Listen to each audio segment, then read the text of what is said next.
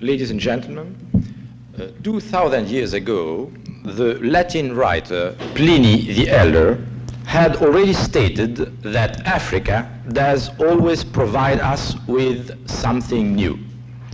No greater evidence has been brought to support that statement than since the beginning of our century. First, there was that kind of illumination felt by Vlaminck at the sight of Dahomean statuettes and by Picasso when he was brought some masks from the Benin. That was followed, as you know, by the stupendous adventure which led from Cubism to modern art. Then there was the conquest of the Western world by jazz, a product of the African race who, although transplanted in a new environment and in spite of adverse conditions, was still in possession of her creative power. There were also the discovery of humanoid fossils, which induced the anthropologists to do justice to Africa and to situate in her, instead of Asia, the cradle of humanity. Now, having pushed herself to the front rank with respect to plastic arts, music, and anthropology, Africa undertook to make her way into the realm of literature. There she was welcomed by Jean-Paul Sartre, who expected her to enrich French culture with a new blood. At the time he said it was in 1947, Africa's literary accomplishments were small and consisted mainly of a few thin booklets of poetry. But the quality of her poetry redeemed its paucity, so fascinating it was, sometimes violent like a stormy cry of revolt and sometimes sensuous like a tropical scent. Today's Africa's literary accomplishments have taken striking dimensions. We must not forget that we are speaking of French-speaking Africa, I mean the African literature of French expression. Because Africa's contributions to world's literature goes far back to the early Middle Ages. At that moment, the Islamo-Arabic culture was standing in the vanguard and Africa learned to express herself in Arabic. As a matter of fact, the first Negro university in history was the Islamic and Arabic-speaking University of Timbuktu on the bank of the Niger River, whose reputation had even competed with the Sorbonnes in the 15th and 16th centuries. Since the 18th century, Europe is standing in the vanguard of civilization, which started to use more willingly English or French in order to reach a world audience. And no wonder then if Black Africa is now relying more on these two European languages. Not that she had neglected her own native languages or to develop her own specific cultures. As a matter of fact, the African past is incredibly richer than one can imagine. Many prejudices which lie at the root cause of present racial problems would never have arisen had people been more informed and aware that Black Africa, far from being a tabula rasa before the Europeans' arrival, was the seat since the 4th century AD of flourishing states and empires. They were founded by merchant cities in a way that bears more than one similarity with the growth of principalities and republics in medieval Italy. When Kongo Musa, who was the ruler of the Songhai Empire along the Niger River, when Kongo Musa went on pilgrimage to Mecca in the 13th century, he distributed gold during his trip with such munificence that the price of gold sharply dropped on the Near Eastern markets. This gives you an idea of the wealth attained by those African states. The Portuguese, who were the first Europeans to land along the Guinean Gulf, could not conceal their surprise, tinted with admiration, when they found crowds clad in velvet and silk and highly organized states which had unified their systems of measures and weights, and which made regular surveys of their natural and human resources. One should read the diplomatic correspondence of the kings of Portugal in order to measure the deference shown by the Europeans in the relation with the African rulers. Europe was still far away from the haughtiness she will err later toward the black world, I mean a few centuries later. Still in the 17th century, the French king, Louis XIV, received with royal honors Aniaba, the son of an Ivorian king who was named Icini, and entrusted his education for a while to the great Bossuet himself.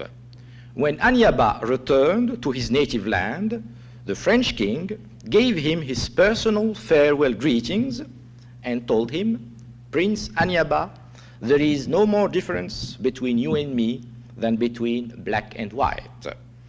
So the Roi Soleil, this was the surname of the French king Louis XIV, may well have been the first figure in European history to solemnly declare the equality of the human races.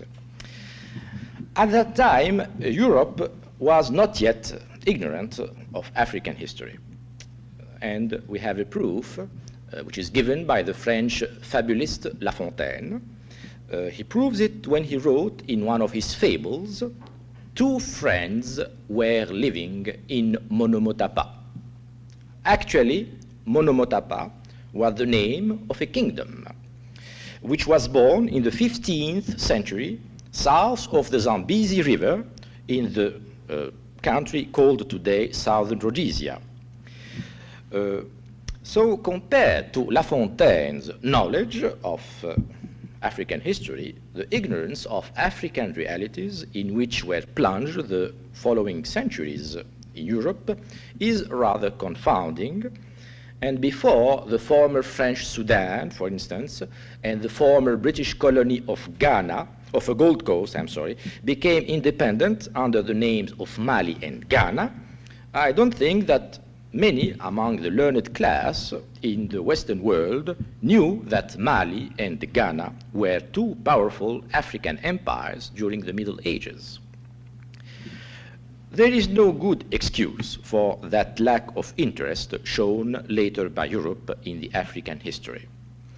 When in the 19th century Europe began to conquer Black Africa, however diminished Africa was as a result of the severe demographic bleeding caused by the slave trading, Africa had not lost all remnants of a more glorious past. The stubborn and long resistance opposed to the European armies by some African states and kingdoms, namely Dahomey, who fought for his independence until the dawn of the 20th century, spoke for the solidity of their old political and social structures.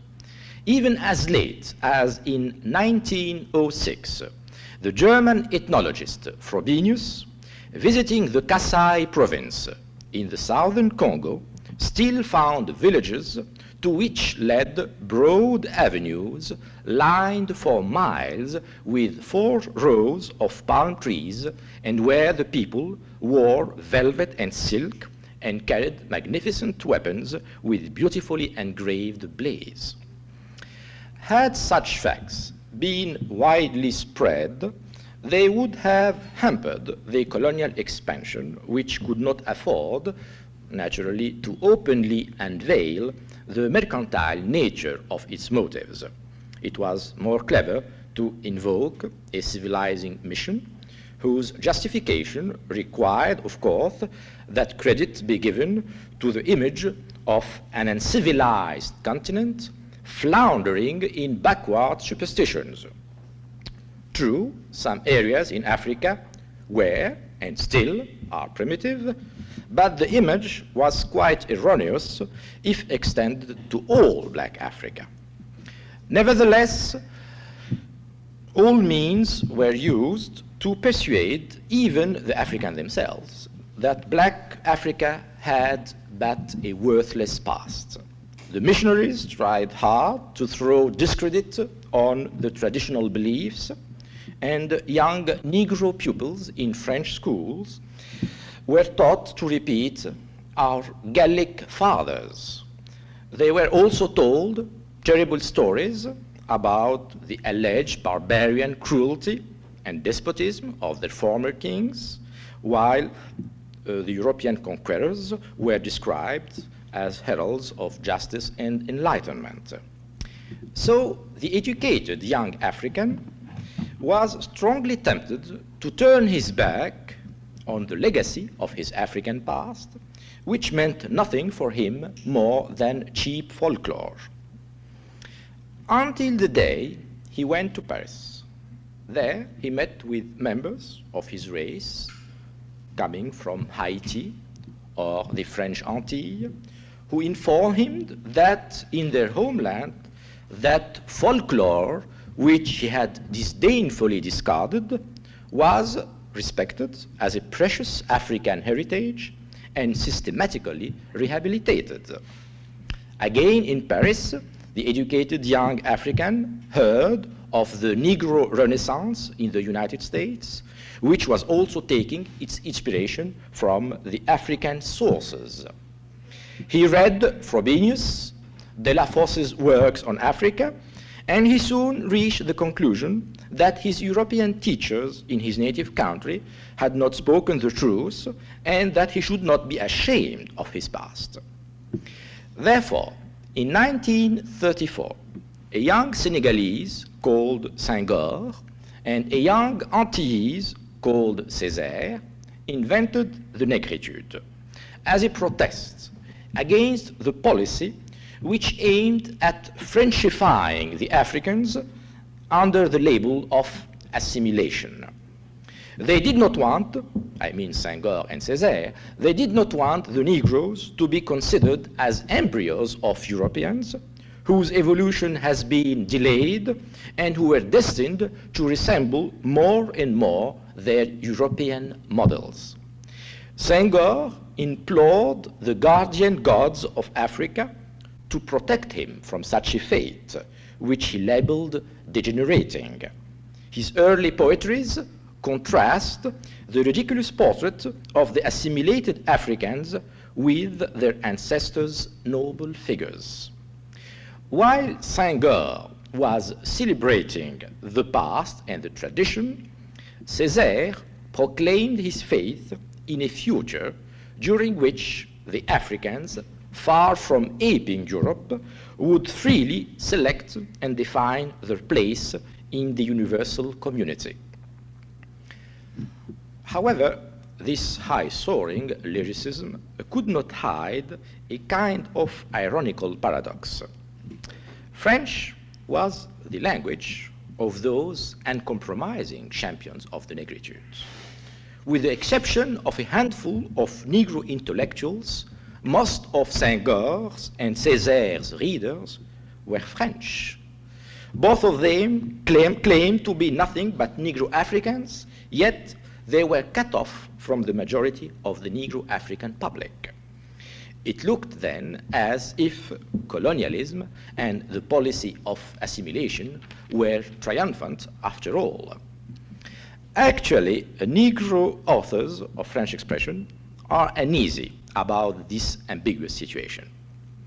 Where is the new African literature to be classified? Is it merely a regionalist chapter added to French literature? Or is Africa gradually mastering a foreign language in order to adjust it to its needs, as the South American nations, for instance, did with Spanish? The matter is brought forward at every meeting of the Negro African writers, who keep on wondering whether they can build a culture of French expression which still would be genuinely national. There is no hope for the formerly black French Africa, at least in the foreseeable future, to raise one of her vernacular languages to the dignity of a common language of culture.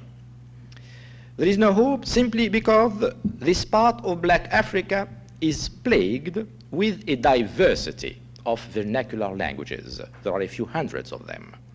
And that makes it impossible to choose one of these languages without hurting too many people's pride and without cutting oneself off from a larger public than when French is used. At least French is understood by the whole African intelligentsia, and thus it appears as an unifying link between countries which were unable to communicate with each other in the past.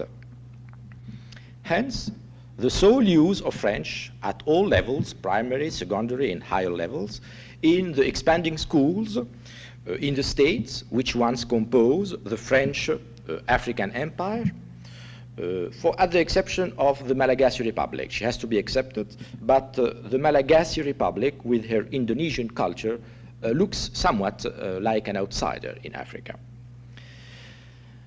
So this expansion of French in the school, the fact there is a growing public, African public, who will be able to read and understand French, those facts alleviate to a certain extent the feeling of frustration which has tormented up to now the Negro African writers.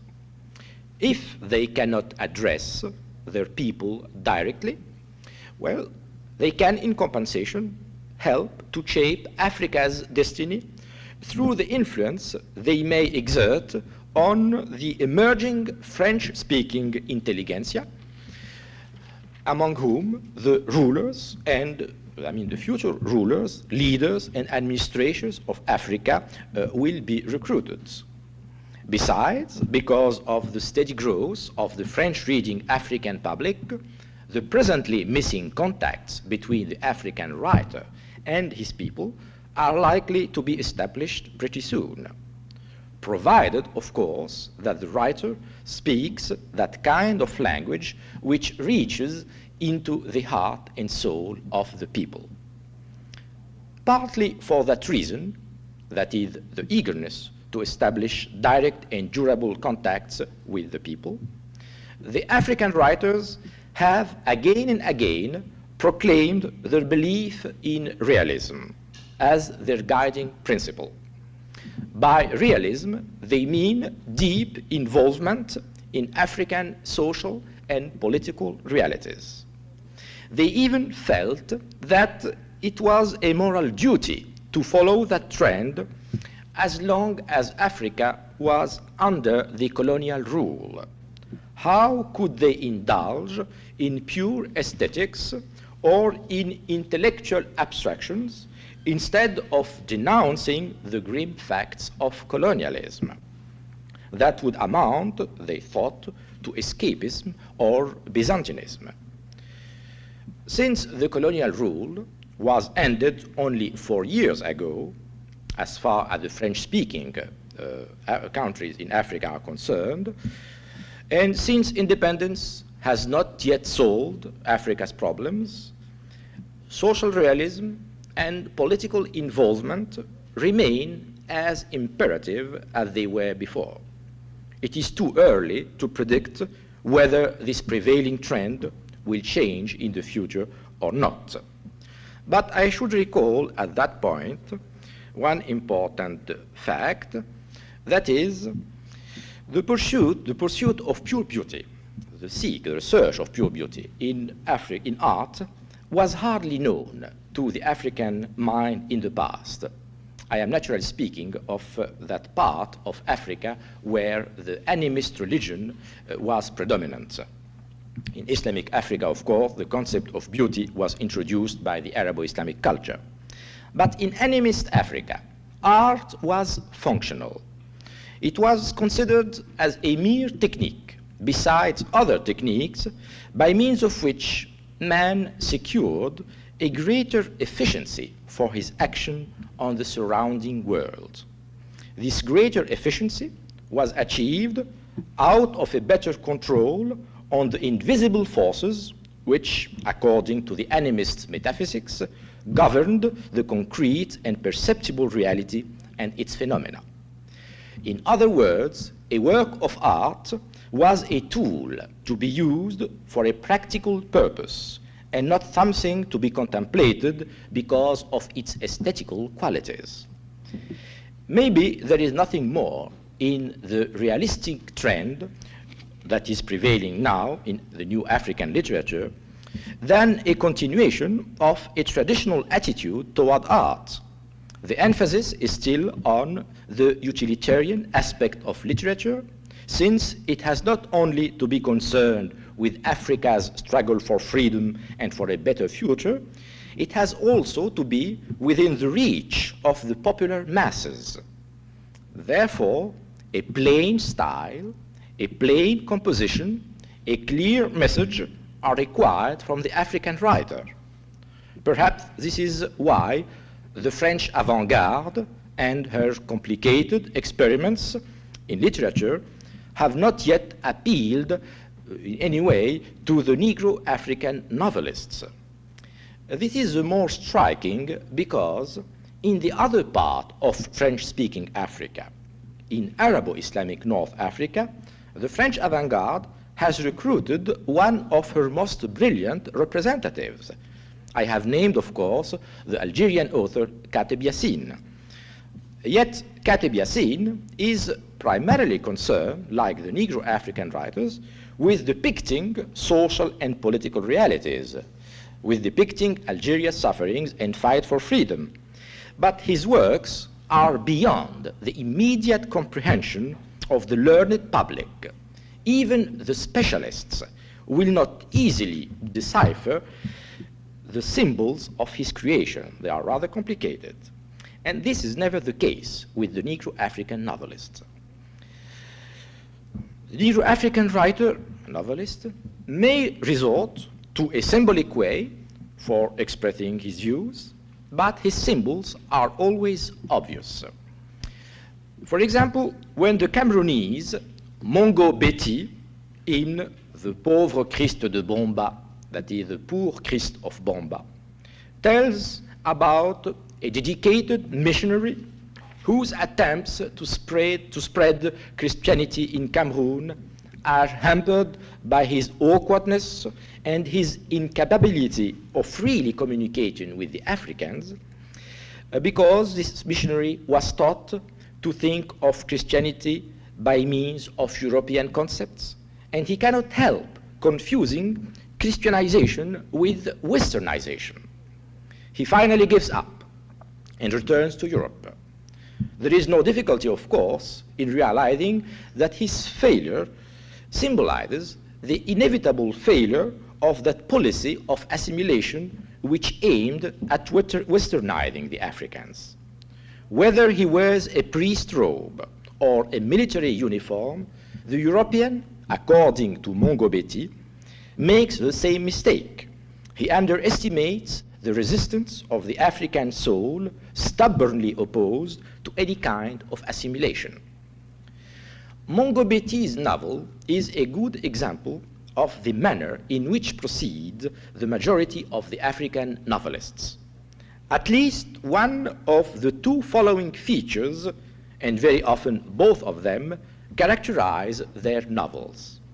First, the emphasis is on the collective aspect. I mean by that the individual characters stand for various social groups. Their individualities are far less interesting than the social category of which they are the embodiment. Secondly, there is always a specific purpose sought by the author. The African novel is generally a roman à thèse which deals with specific problems, and we are strongly invited to draw a specific lesson out of it. Of course, inside those limits, there is room for flexibility and plasticity as far as the tone and the form of the novel are concerned. And there is a wide difference, for example, between the Marxian-inspired God's Bits of Food, Les bouts de pois de Dieu, a novel by the Senegalese author Sambène Ousmane, and the mystical, ambiguous adventure, L'Aventure ambiguë, by another Senegalese, Cheikh Hamidou Kane. Sambène Ousmane, the author of God's Bits of Wood, draws an excellent picture of the conditions of living of the newly formed African industrial working class through an accurate account of a rail strike which occurred in Senegal in 1947. The book is written in the best naturalistic tradition, whereas Hamidou Kane, in his fiction, The Ambiguous Adventure, reminds us more of the late Albert Camus' philosophical novels.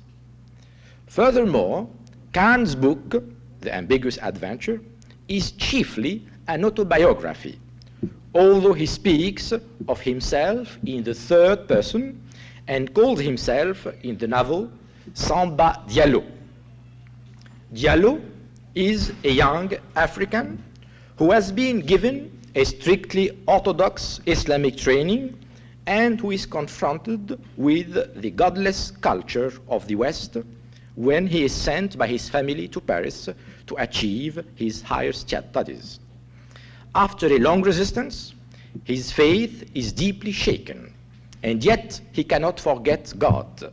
When he comes back home from Paris, deeply alienated, he visits the grave of his Quranic master, followed by a strange character, half fool and half fanatic, who had befriended the master in his late days.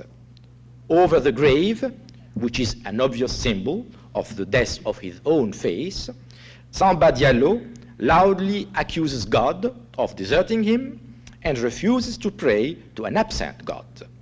In the midst of his defiance, he is struck down and killed by the indignant fool.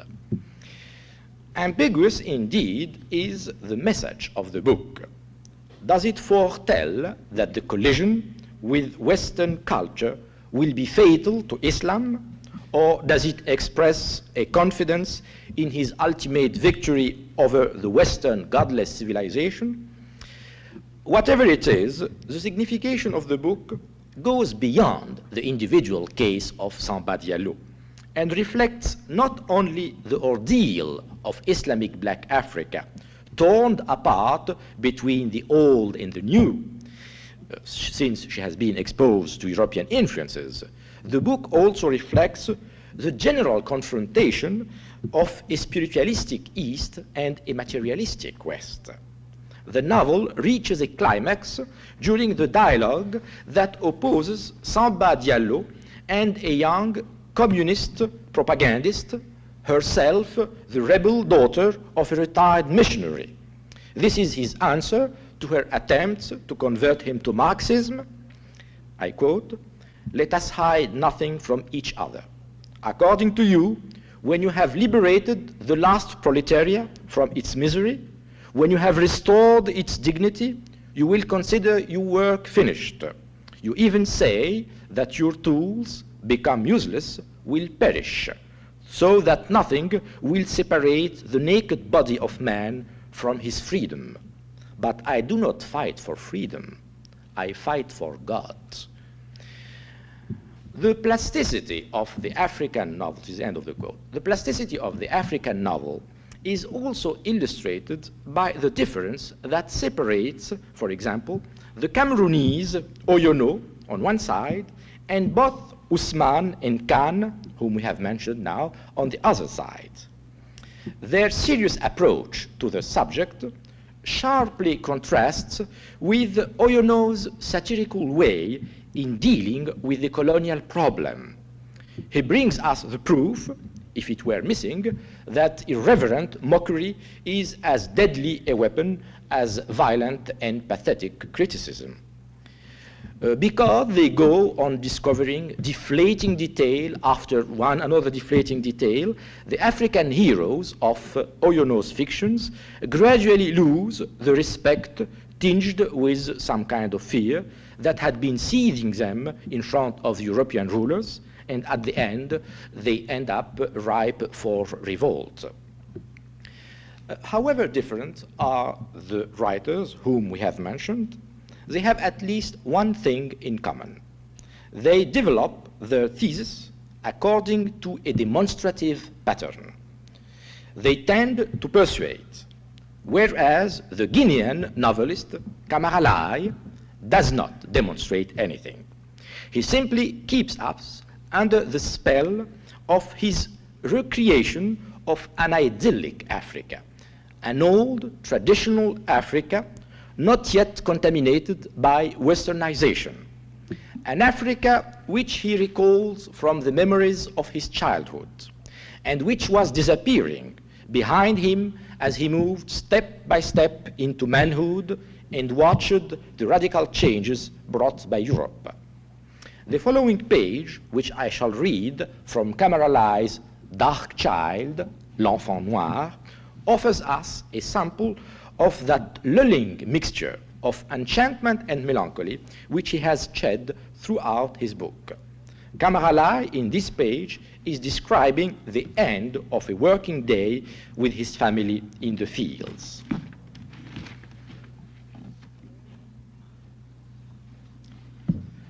The afternoon's work was much shorter and the time used to fly. It would be 5 o'clock before we knew it. The great field would now be shorn of its precious yield, and we would walk back in procession to the village.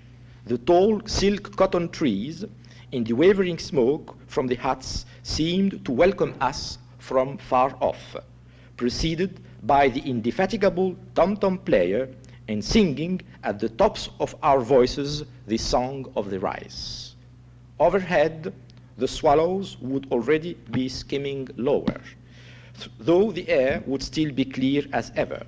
But they, too, knew when the end of the day was near. We could go home contented, weary but happy.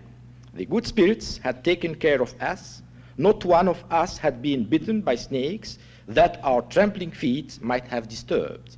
The flowers, which would begin to unfold with the approach of evening, would be spreading their perfume on the air again, so that we walked as if attired in freshly plucked garlands.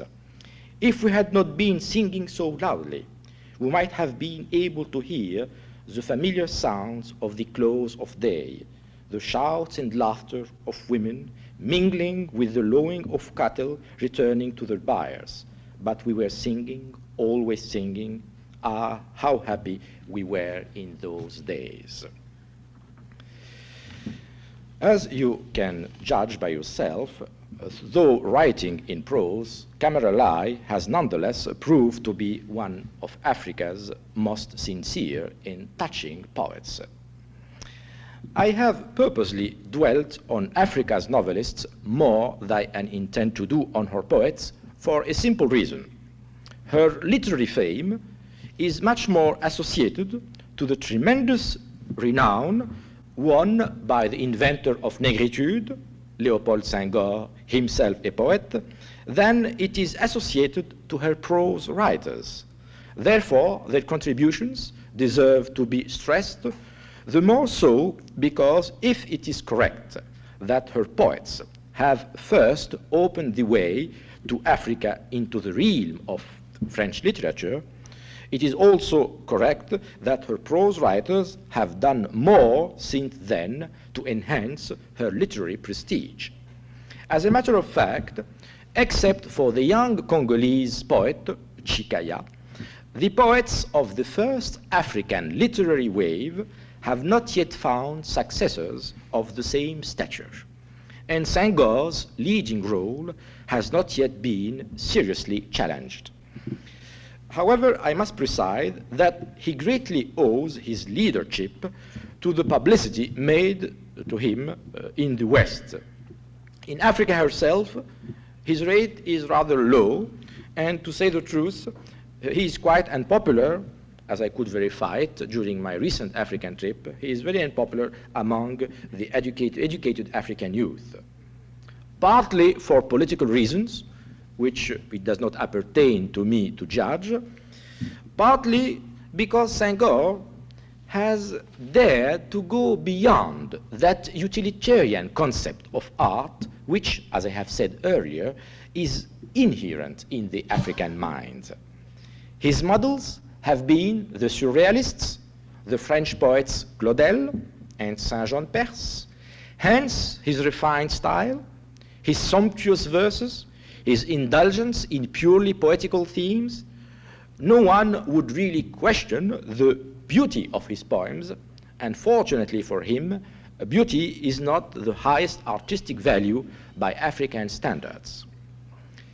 Senghor's companions in the first African literary wave have been more truly Africans, not so much because they have tried to transpose into the French poetry some rhythmical processes and some turns of style which they borrowed from the old traditional African poetry.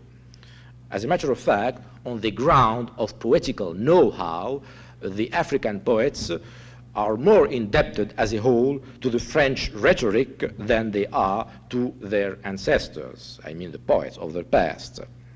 But those poets, the first African poets, those of the first African literary wave, have been, before the novelists, socially and politically involved, and have carried to us Africa's complaints, hopes, and fears during the last years of the colonial era.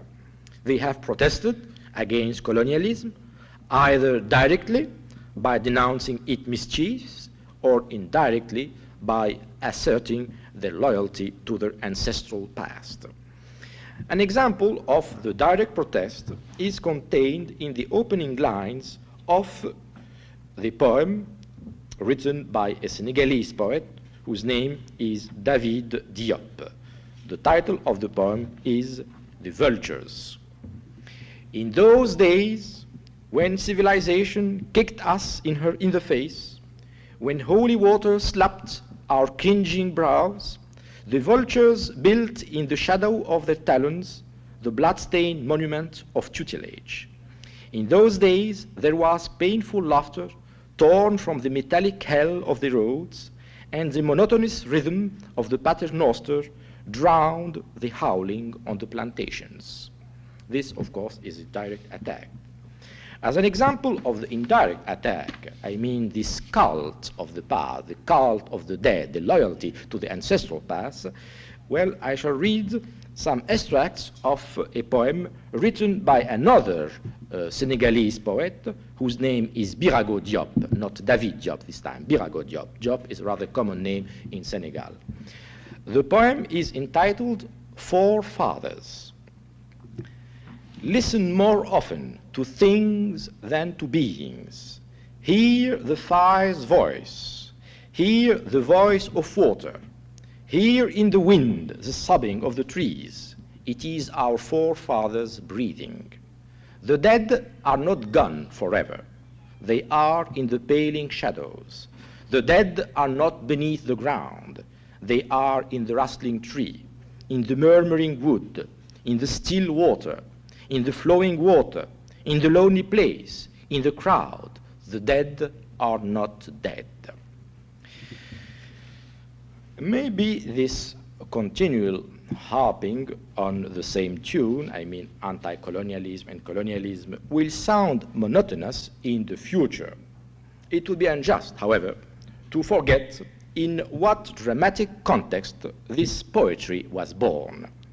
Moreover, monotony is not to be feared whenever the poems are loaded with glittering sparkles of genius, and so transcend the transitory circumstances which inspire them and attain the high peaks of immortality.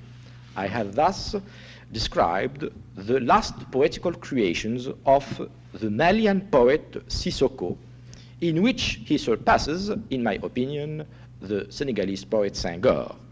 Fortunately, the last work of Sissoko, which is his best one, it's called The Red Savannah, La Savane Rouge, has not yet been translated into English, and I do not venture to translate poetry myself into English. So I just mentioned the book to you if you are interested in going deeper in reading about African poetry. Africa is moving ahead very fast, and new literary trends must be expected. After all, that African literature of French expression is young indeed. It is less than 20 years old, and it has already produced 70 poets, about the same number of novelists, and a dozen of playwrights.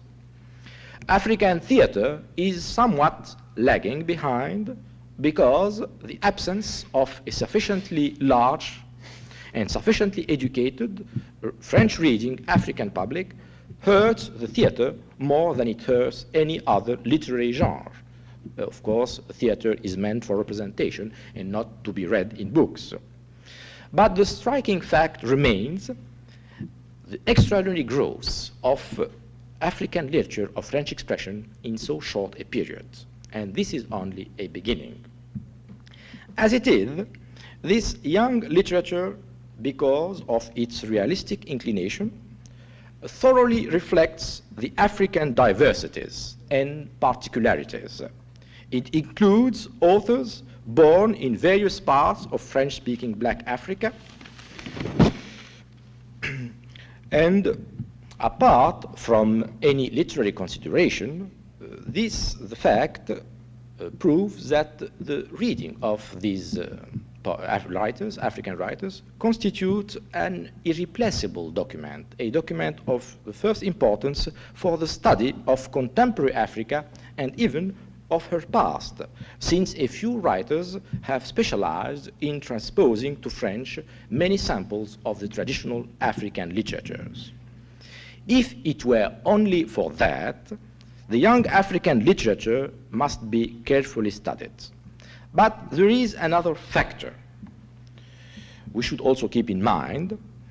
Times are changing, and the Western culture is no more looked at as the universal culture, and we can foresee that this will bring far-reaching consequences, as a Negro African writer, he's a priest, Father Hebga, has pointed out. I'm quoting him. The non-Western cultures should get rid of their inferiority complex and demand to be fully recognized in textbooks. It is as great a disgrace to ignore Confucius' maxims as not to have read Bergson's Source. There is no sign of superiority in not knowing the Asiatic or African languages. It only shows a deplorable ignorance. End of the quotation. True, it would be asking too much to expect Swahili, Bambara, or Hausa be taught in Western schools, but Africa has taken the trouble of speaking in French to us. The least we can do is to lend her our ears and be interested in what she is saying. I thank you for indulgence and your attention, and if you have some questions to ask me, I'll be glad to answer them.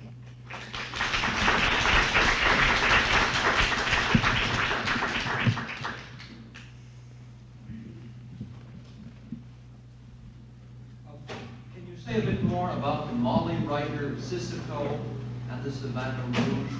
What is his background and what sort of poetry does he write? Well, he is now in a lot of political trouble. He's in jail, as a matter of fact. So this, of course, gives you an idea of the difficulty of the life for a writer in Africa. He has, of course, been trained in the French administration. He is rather an old poet. He belongs, like Senghor, to the first African literary wave. And so he is not a new poet. He still, of course, belongs to the first wave. But his last book, as I said, The Red Savannah, is really a masterpiece. It starts like all other poetries of the first African wave by dealing with colonialism and the situation in Africa under the colonial rule, but it ends in a surprising way. At the end of his book, Sissoko claims that the only important value is love. So he goes beyond this political involved literature. Anyhow, the book, as I said, is wonderfully written, and it has just appeared last year. He wrote it very likely in jail, because he has been in jail for a rather long time now. He was being involved in a political uprising in Mali, and this is the reason why he has put in prison. The fact that the British or English-speaking Africans who have sort of rejected the negritude idea that they didn't feel the same inferiority, has that engendered more of a deeper symbolism in their poetry because they haven't been so taken up with the attempting to simplistically represent their revulsion against colonialism? You mean the French-speaking African or the English-speaking, right? English-speaking, because they haven't felt the need to pour out their hatred for colonialism as much, so they didn't feel as culturally retarded. Has their literature been deep? Has their symbolism been deeper and less simplistic than the French-speaking? Well, I don't think so. I don't think that they are deeper or less deep than the French African writer, French expression are. The French African writers, if they revolt against colonialism, it is due to the fact that the French policy was aiming more than the British one to Frenchify, to westernize them. So this explains the reaction, the violent reaction against this policy of assimilation. So, as I have said, their poetry is inspired by a dramatic context. It's more or less reflecting some special circumstances they went through, and this is why I'm afraid that in the future it will sound a little monotonous, because it's the same theme, colonialism, anti-colonialism, which is of course repeated by them. But as far as the English-speaking Africans are trying to describe with more serenity, and they are more easy in speaking about their problems, perhaps they are, how can I say, destined to last a little longer than the French poets are. This is what I think. But of course, only the future will tell us for sure exactly how the new African will react to the two kinds of poetry. Where were the books published? I beg your pardon? Where were the books published? All in France, which you were mentioning, and where did you get them? I didn't get exactly the question. Where were the books published, what you were talking about? Where they were published? Yes, and where can you get them? Oh, they have been, yes. They have been mostly published in France. There are few books which have been printed in Africa herself, but there are very few. Mostly they have been printed in Paris, yes, sometimes outside Paris, in other parts of France, but you can get them through the Présence Africaine, which is a bookstore and a printing house which is directed and created by Africans themselves. It's called Présence Africaine in Paris. This is the central point where all these books are gathered and where you can get them.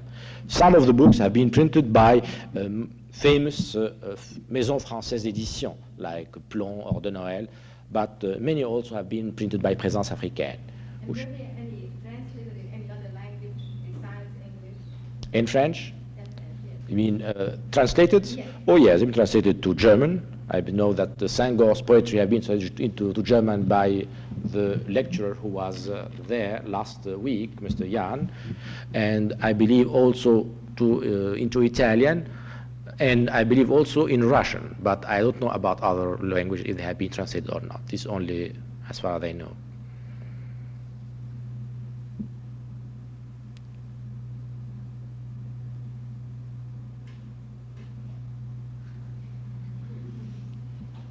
Yes. When Mr. Jan spoke last week, he was very concerned with the problem of viewing art through westernized Western culture. And you didn't really mention this, but do you think this is the same problem? I believe that considering Senghor's poetry, for example, would there be the same problem of Western culture viewing the poetry with westernized? You mean that Senghor is westernized? No, considering the poetry Yes. through Western eyes instead of considering it. Oh, I see. Yes, this is why Senghor is so much appreciated by European standards. I mean, the Europeans appreciate Senghor very much. The Africans, they appreciate less than the Europeans do, because he has indulged in the pursuit of beauty. His poetry is very beautiful, but is less involved in political reality than the Africans, than the other poets.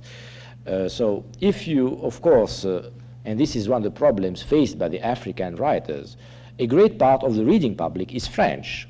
So they have, of course, they are torn between two different temptations, either to please the African reader or to please the French reader. And of course, the temptation would be to indulge into exotic literature or just the pure evocation of an exotic Africa with sorcerers and dancers and all kinds of things that would, of course, be appreciated by the Europeans. Senghor, to some extent, is more picturesque in his poetry than the other poets like, for instance, Diop or Sissoko. So he is, of course, a poet in the true sense of the word, but according to European standards. According to African standards, he is less efficient. So, of course, his artistic value is not so great. But, of course, this, of course, is a matter of judgment. It depends from country to country. Yes? In which French-speaking African countries do you find the strongest literary movements today? It's very difficult to answer that question because the African writers are more or less scattered throughout the whole former French-speaking Africa. I mean, you have Senegalese writers, Cameroonese, Ivorian, Guinean, Malian, and perhaps there are a greater number of Senegalese writers than the other because Senegal has been Frenchified for a longer time than the other places in Africa. But on the other hand, the most dynamic group I have met in Africa myself was in Cameroon. There is a group who is really trying to create a new literary movement, a new cultural trend. They have even publishing a review, the first of its kind in French-speaking Africa. So, you know, it's very difficult to give a simple answer to a question. It depends on the standard you want to judge by.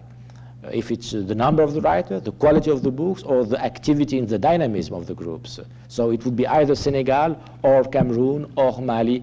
You know, it depends on exactly the standpoint. More is being produced south of the Sahara than North Africa?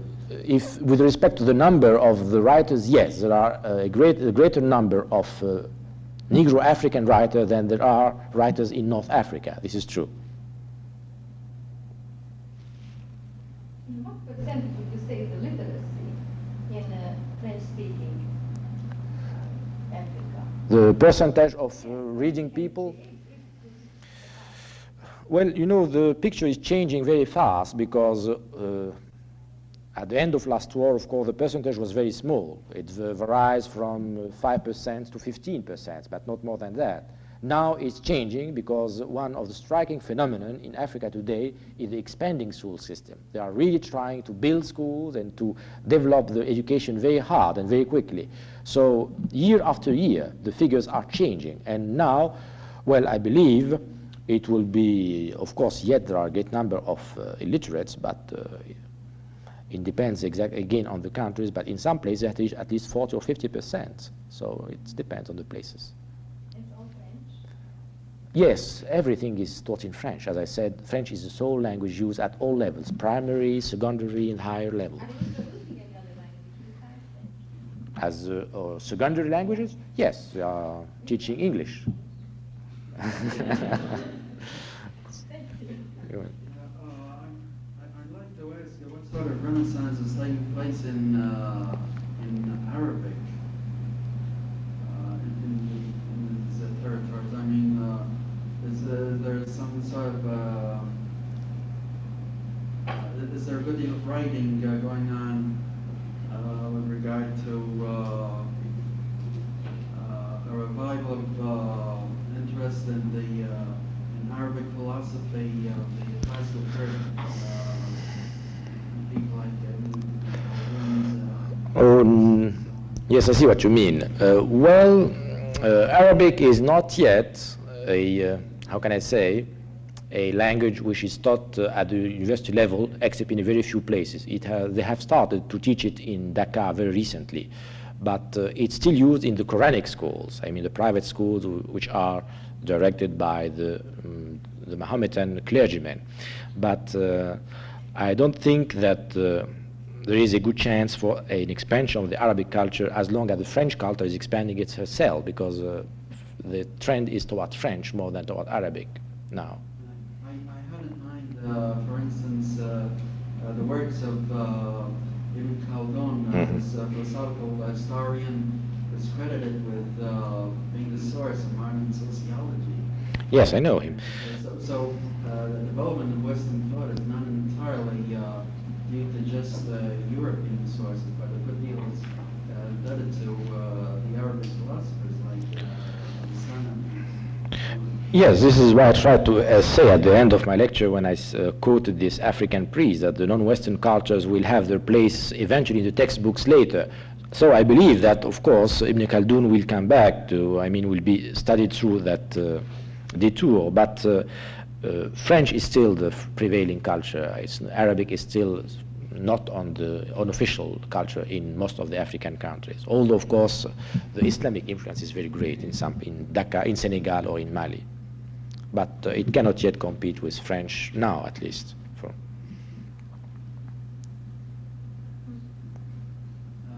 I wonder, is there in Libya any retention of ties with Italian culture from the in Libya?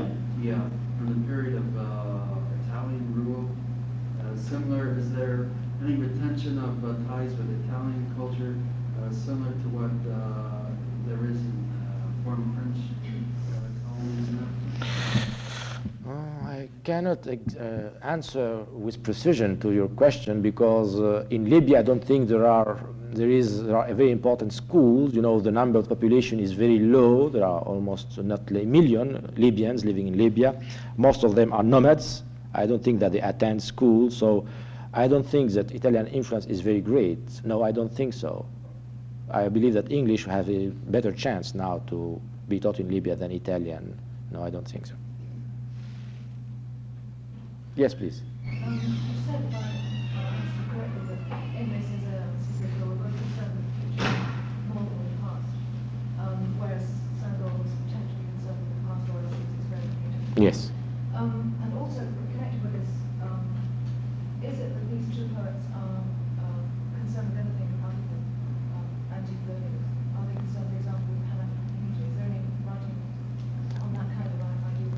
You mean if they have dealt with other themes and anti-colonialism? Césaire and Senghor? Senghor, yes, as I said, he indulged in purely poetical themes. In the case of Césaire, it's very hard to answer, because Césaire, at the beginning, was, as I said, a plain writer, very easy to understand. And then the influence of surrealism overwhelmed him, and some of his later productions are rather complicated to understand. But he has been apparently more involved into politics than Senghor. Although, on the other hand, Senghor now is playing a political role in Africa. He is the president of the Republic of Senegal, while Césaire is playing no role in politics anymore. But I believe that Césaire, the anti-colonial theme, has always been stronger in Césaire's works than it has been in Senghor, even at the beginning. Senghor was more turned toward the celebration of the past, showing that he is proud of his African ancestors. And again there, the picturesque side, the beautiful side, was stronger than the pure political involvement in the case of Senghor. Oh yes, they invented the term of negritude.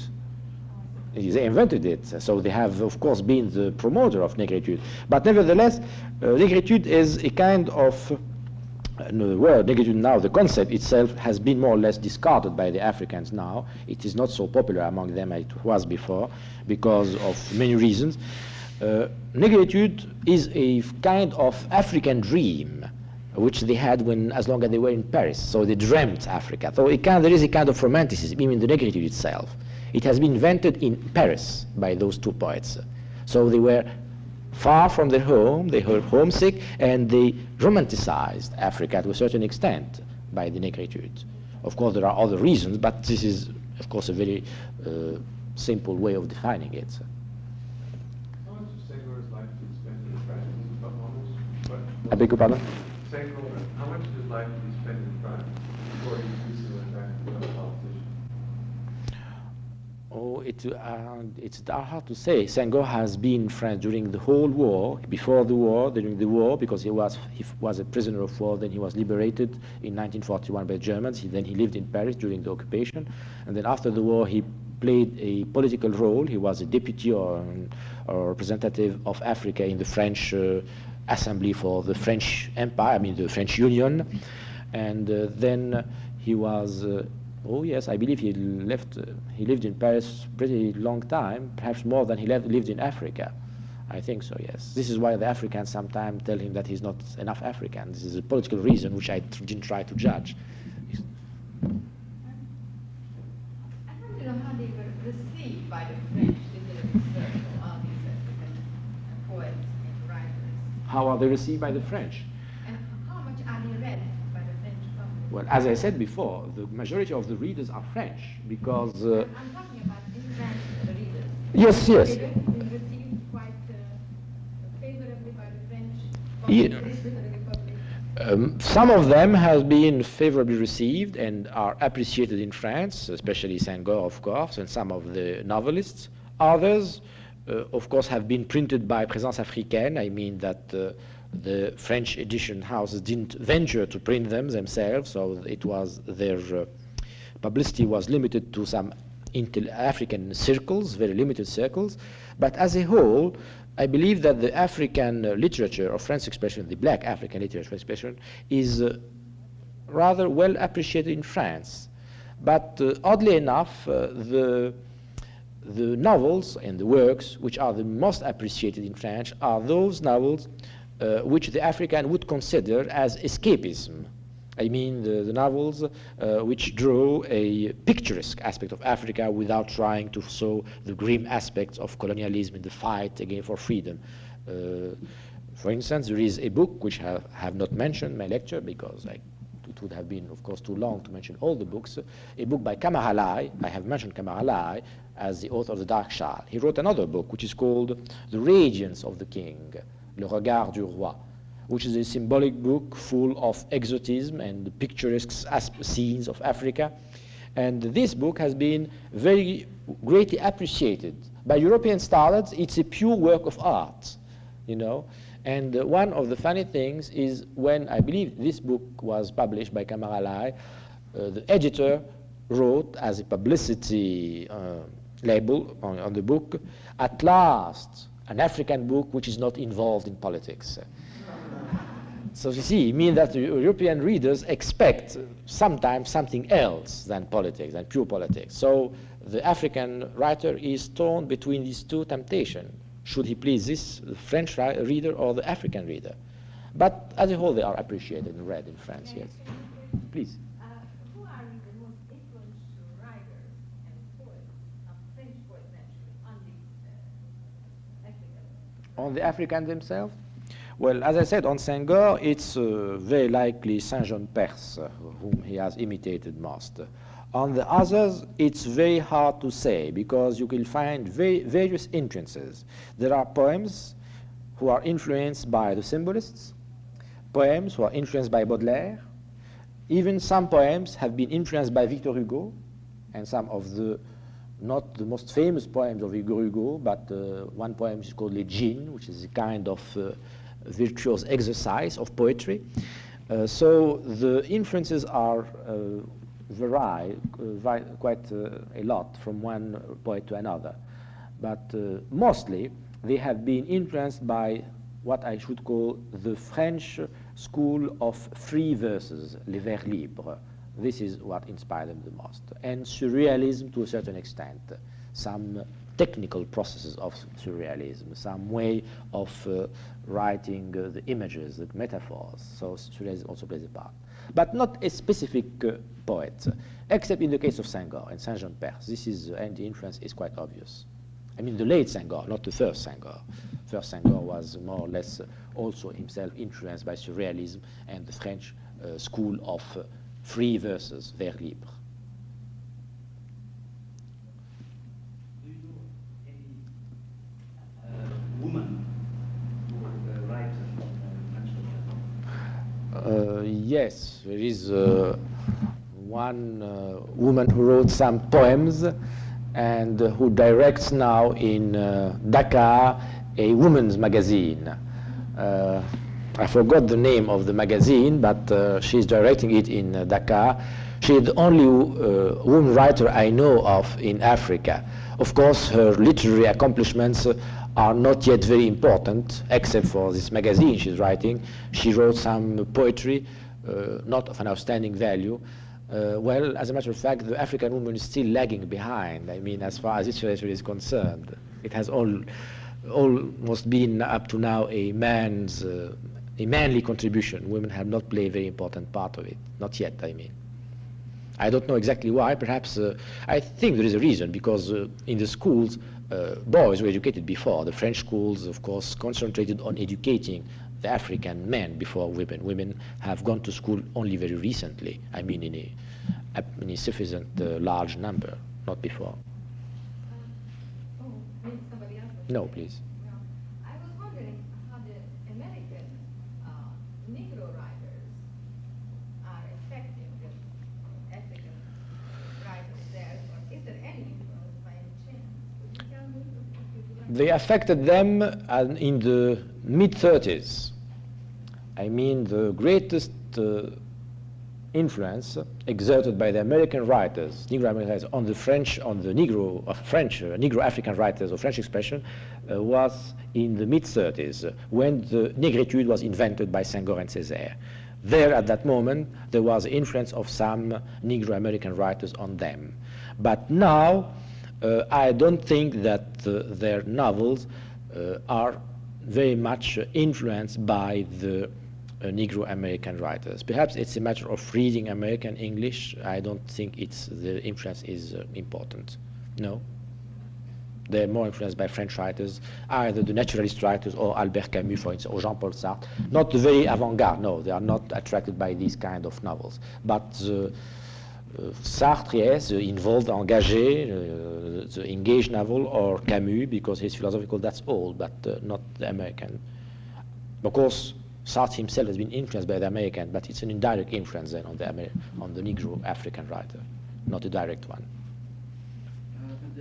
Have they heard in French Africa of W.B. Du Bois, the American Negro writer, was educated in Berlin, died recently in Ghana?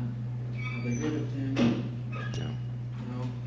And oh yes, you mean Dubois? Dubois. Oh yes, yes, I heard of him. Yes, I know him. How is he regarded among the French Africans? Well, it's very hard to exactly to answer. I believe he was more famous in the English-speaking parts of Africa, in the French-speaking part of Africa. You know, there is quite a great difference between these two parts. And the English-speaking Africans are, of course, looking towards other directions compared to the French-speaking Africans. It's not the same situation for both. But Dubois was more famous among the English-speaking Africans, not the French. Do they hear of American authors like James Baldwin, for instance? This, again, you should look into English-speaking Africa rather than into French-speaking Africa. The problem of language is a kind of obstacle between the two sides. No? Okay. Thank you.